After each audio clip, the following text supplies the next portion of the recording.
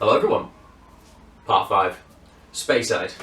Now, whenever we talk about Speyside, 3 particularly large whisky companies always come to mind. Distilleries, 3 large distilleries. We've got Glenfiddich, Glenlivet and Macallan. And we'll be talking about Macallan later on. Now, Speyside is arguably probably the most famous region. Those 3 distilleries alone provide a lot of impact around the world, advertising and history and reputation and flavours and styles. But Speyside is a much broader place than that. It's the most densely packed area in Scotland of distilleries, and the variety and the style you can get throughout Speyside is actually quite interesting. So you can have things like Macallan and Glenfarclas, which I know really heavily sherried and very rich and kind of Christmassy. You get things like Craigellachie, which use worm tub condensers, so they're quite old school in style, and it gives you a slightly sort of spicier, peated, salty approach to things. And then you've got distilleries like Dalhousie, BenRiach, Orthroisk, loads of others, Glen Spey, things that are sort of rarely seen, mainly used for blending. So it's a big area, a lot of distilleries. A lot of them don't have standardised bottles because they are prioritised for blending. Yeah, you always think about them. I think Glenfiddich, Glenlivet and Macallan. Now, what we're reviewing today are 2 whiskies that aren't so different. I tried to get hold of some Craigellachie samples, but unfortunately my hands were a bit tied with it. So we'll be covering BenRiach 10-year-old, which is one of my favourite regular bottles of whiskey, and Macallan 12, which is probably one of my favourite bottles of all time, which is a bold statement, but I believe it to be true. Well, I know it to be true, it's me. So we'll talk about BenRiach first, because Macallan is quite an intense conversation. So what is BenRiach? BenRiach, as we covered last week in the Glendronach video, was an independently owned consortium of Billy Walker and some South African gentlemen as well. It's now under the ownership of Brown-Forman. So if you want to know a little bit more about that, please see last week's video, because I talk about that a bit more in depth here. Now we're going to talk about the whiskey.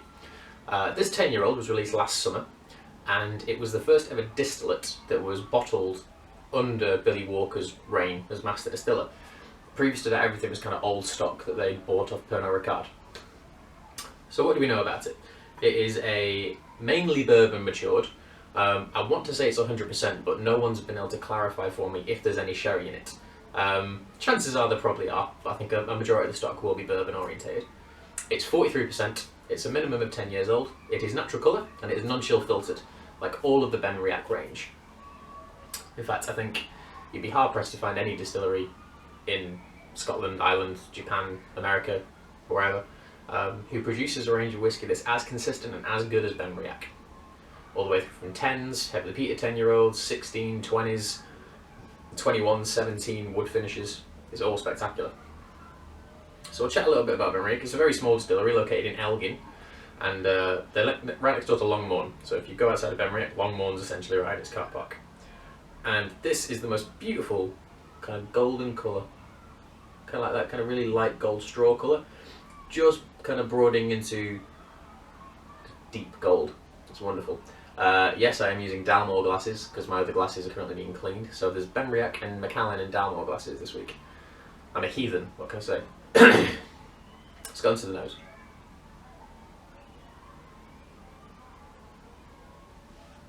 It's very fresh, it's very summery. It's now November, but luckily I've got some awesome sunshine coming through my windows today in Manchester. But this is an ideal summertime whiskey. I mean, whiskey's ideal for any time of the year, but this thing really does set it off.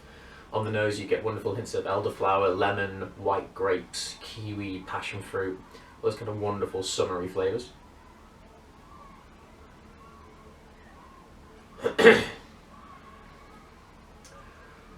Some sort of more decadent flavours.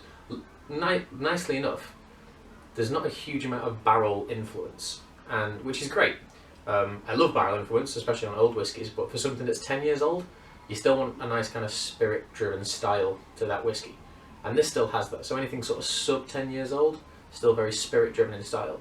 12 years old and plus, it's where you start to see the barrel take a little bit more influence. Certainly in Scotch whiskey anyway.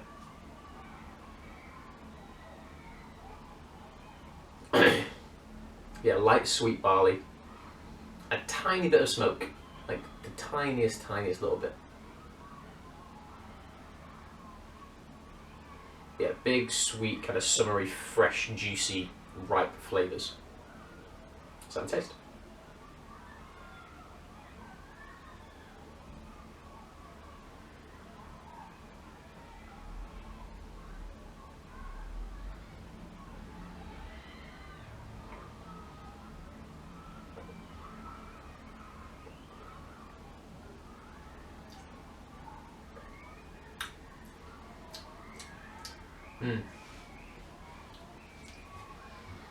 It's effortlessly elegant. It hits your tongue, and the nose continues to kind of build on your tongue. You get those wonderful hits of kind of lovely fresh fruit flavours. Then the 43% gets involved, and it's kind of like a clash over who can kind of take the majority of the flavour, the fruit styles or the spicy alcohol, slightly wood notes. Then towards the finish, again, kind of creamy, chewy, malted barley. Not the longest finish in the world, it dies off, it's kind of like a medium length finish. Yeah, it's like boozy vanilla ice cream with loads of toppings on it. It's wonderful.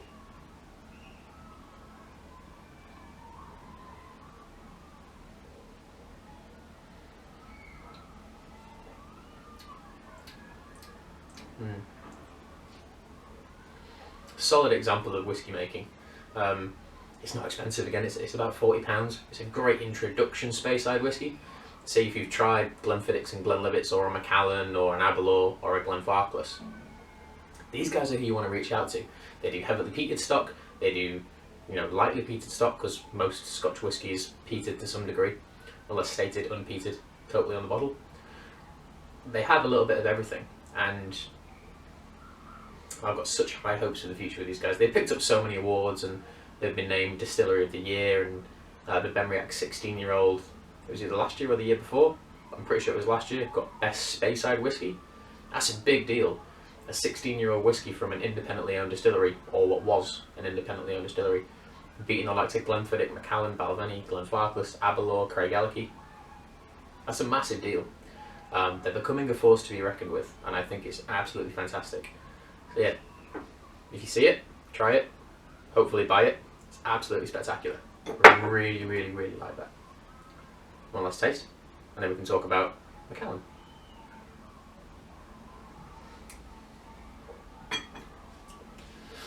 But for me, BenRiach is moving into those upper echelons of quintessential Speyside whiskey. It's as good as Glenfiddich 12, and Glenfiddich 12 is not only one of the most historically important whiskies in the world, but one of the most well balanced in terms of flavour. I adore Glenfiddich 12 quite a lot, and this thing, in my view, matches it. And I think Glenfiddich's about 30 something years older than BenRiach in terms of distillery.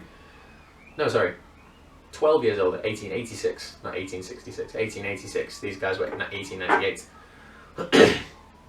Glenfiddich have been producing for a long time under the same sort of family name. BenRiach's gone through numerous chops and changes over the years, and it's nice to see it highlighted, recognised, and getting a lot of praise, because it's an adorable distillery, and they don't make any bad whiskey. Obviously, no whiskey's bad, it's all subjective, but I've never had one BenRiach where I've gone, don't like it. It's always been a thumbs up all the time. Water, I'm learning more and more. Okay, so now we move on to Macallan. Now, anyone who's new to whiskey, Macallan is not only sort of like the third highest producer and exporter of whiskey in the world, they're probably the most prestigious orientated brand doing the rounds. They see themselves as a very high class, boutique, refined style, which is fair, and is certainly a great example for the older stocks. I don't mean in terms of age, but about sort of 6, 7, 8 years ago. This here is Macallan 12-year-old.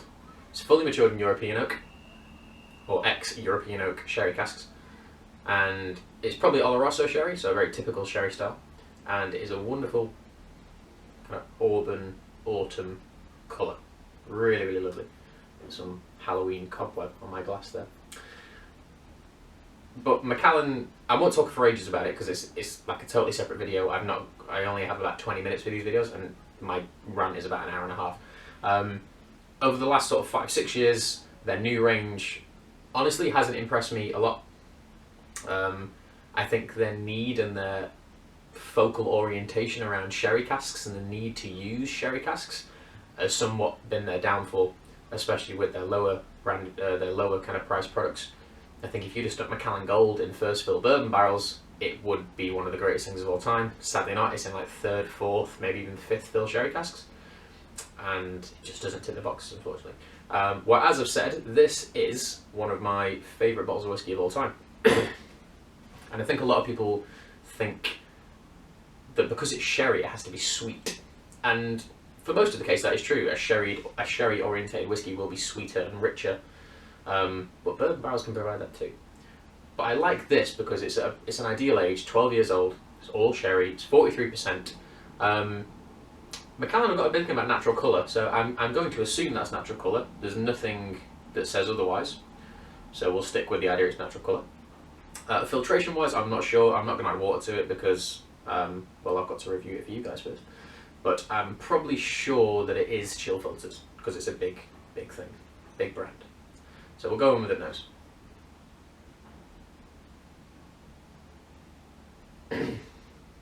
Dark chocolate, ginger,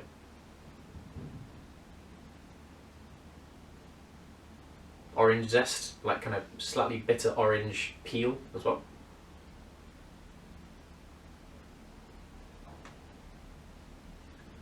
Old brandy, like really old Armagnac and cognac.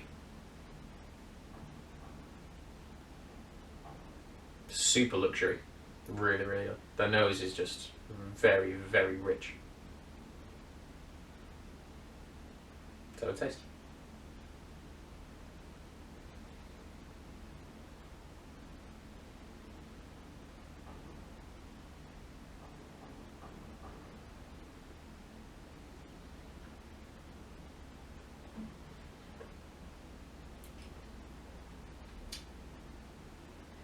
Now, the palate, the physical texture of the whiskey is thick, but it gets all around your mouth at the same time. It's very mouth coating, but there's not much flavour on the palate. I think you get that really rich, opulent nose, and then Macallan, for people who drink it a lot, people who only drink Macallan are quite militant, for want of a better word, about drinking Macallan, because it's kind of known as the smooth whiskey, and I detest that word for numerous different reasons, but it is known as the smooth whiskey, because when they distill their beer and they get their distillate, they only use 16% of the entire distillate to put into barrel, so it's the ideal thing. I don't think it's a bad thing, but I just kind of want a little bit more from the palate. But beyond that, the finish is where this thing really takes off for me, because it's not a smooth finish. It's really quite bitter. It's really like dark cocoa chocolate and just oak. It's like being sat inside the barrel. There's loads of kind of tannic, spicy, off notes, and I really like that about it. It's surprising. Like, the nose is really rich, the palate is quite average. There's not much flavour on the palate, it's just very thick and kind of a lovely texture. And then the finish is just massive. And one thing in particular, and this again is another kind of quintessentially British tasting note, I might have to do this for every video, around about Christmas time, because it is getting into winter now, we're in November, nearly in December, there's one very specific tin of sweets that is probably in like every British household around Christmas time, and it's called Quality Street, and it's just a big tin of loads of different kind of individual chocolates and toffees and that kind of thing. And in one of them, it's a dark chocolate sweet with an orange kind of fondant cream in the middle, and that is what this tastes like. You get that lovely kind of bitterness and the sharpness and the cleansing nature of dark chocolate with that kind of sweet, slightly bitter, ever more cleansing, lovely citrus note. And that's kind of what made me fall in love with this whiskey.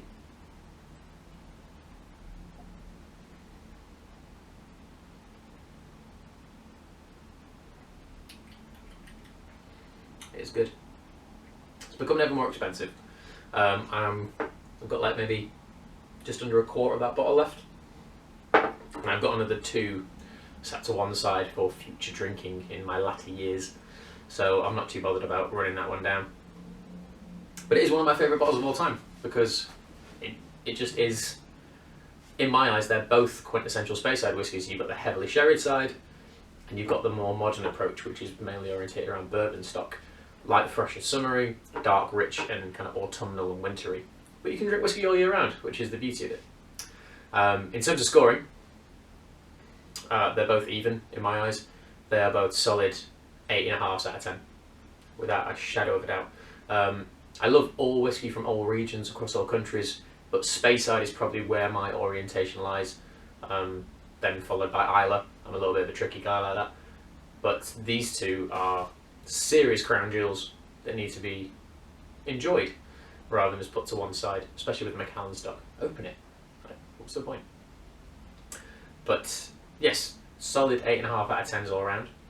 And if none of you follow me on Facebook or Twitter, feel free to. The link is just below in the little comment section. Just click the extend bit, it's right at the bottom. There'll be an article coming out quite soon before Christmas about Macallan and my thoughts on Macallan. I've not interviewed anyone or talked to anyone, it's just a personal opinion on what I think Macallan is and where it should go. And they're building a new distillery, or they're in the process of nearly finishing their new distillery.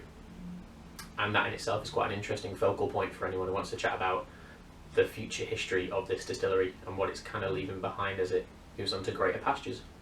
But yes, Speyside region, to summarise, they're typically the easiest drinking of all, even including the lowlands. Like, if you want something that provides all of the flavour and a kind of a soft approach, but you don't want to kind of go to the boutique style of the lowlands because there's not many there. You want loads of choice, loads of options. Speyside's kind of the way to go. And the amount of distilleries in the area just provides you with an endless amount of possibility. You think, what, every Scottish distillery produces on average about 3 to 4 bottles in their range, and there's what, bordering about 40 distilleries in Speyside. It's 120 different options for you to try, average, maybe even a bit more. So, you know, drink up. But yes guys, that was Speyside, and next week we will go straight onto the islands. We'll finish on Islay, because that's kind of like, you know, the most intense of everything. But next week, part 6, we'll be chatting about the islands, and for you to try, or for you to watch me trying, I've got a really cool bottle of whiskey that I think a lot of people don't know is actually made, and it's a wonderful heavily peated product. And the other one's a bit of a surprise. We'll see what I can pull up. It's probably going to be from the most sold island distillery. So mull over that for a week. But yes, that was Speyside. I was Phil. I still am Phil. That was BenRiach 10. That was Macallan 12. 8.5 out of 10 for each. Buy it while you can, or try it before you can, before it starts going to like 80, 85, maybe even 90 and 100, because it is going to continue to climb. But yes guys, I'll see you next week. Cheers.